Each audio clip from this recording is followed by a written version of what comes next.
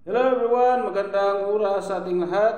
Welcome to my videos. Maraming salamat sa panonood at lalo na sa mga nag-subscribe. Thank you guys, at kung bago ka pa lang dito sa aking videos, huwag kalimutan mag-like, comment, share, and subscribe para updated ka sa aking mga bagong upload na mga videos na mayroong magagandang kasaysayan at halaga tungkol sa ating mga barya.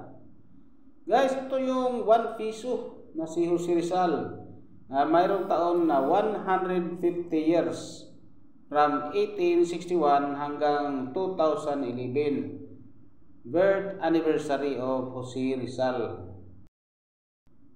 Napakaraming kolektor guys na naghahanap sa mga ganitong klaseng coins na commemorative.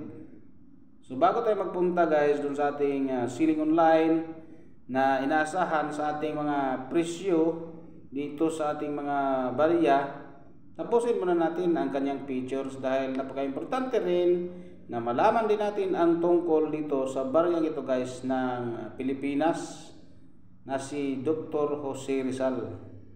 So yung features guys, ang issuer ay Philippines, period, Republic, 1946 ang kanyang date. Ang type naman ay circulating commemorative coin. Year 2011. Ang value nito ay 1 piso. Currency, piso. 1967 ang kanyang date. Composition naman ay nickel-plated steel. May timbang siya na 5.35 grams. At ang diameter ay 24 mm. Mayroon siyang thickness na 2 mm. At ang kanyang shape is round. Mayroon technique na mild. Orientation naman ito ay middle alignment. Number 28276. May reference number na KIM number 284 at ang shoe number 130. Sa ating commemorative issue ay 150th birth anniversary of Jose Rizal. So ito yung obverse natin guys, ang harapan, ang front facing half bust of Jose Rizal. Meron siyang script na Latin at ang kanyang lettering Republika ng Pilipinas, 150 years from 1861 hanggang 2011. Meron siya, ang translation naman ito ay ang Republic of the Philippines. Engraver si Emerson R.G. Abraham. So napakaraming collector guys na naghahanap ito. So dapat lang yung mga coins na ganito nyo na hinahawakan ay ingatan nyo mabuti. Ingatan nyo ng mabuti nang hindi masisira ang kanyang skin, ang kanyang itsura. Hindi magkakaroon ng damage dahil mababawasan ng presyo yun guys. So ito naman yung ating reverse guys, ang bank, seal at center, radiating rays of left, at mayroon siyang script na Latin.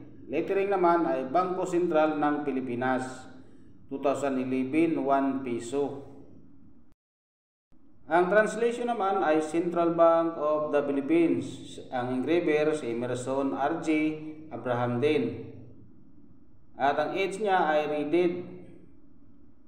Ang kanyang mint naman ay BSP Security Plan Complex, Quezon City, Philippines, 1975 ang kanyang date.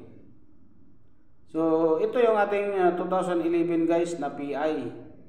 Mayroon siyang 10 million examples at mayroon siyang very good na 57 pesos.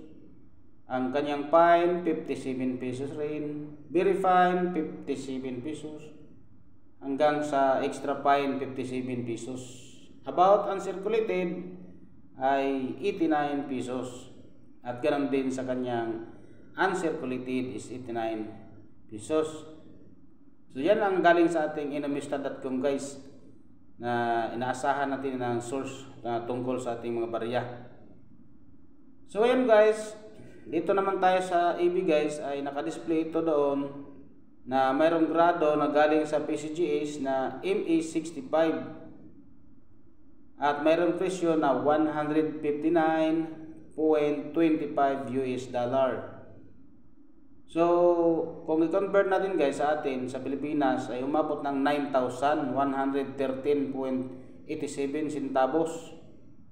So ganun kalaki guys kapag mayroon siyang grado.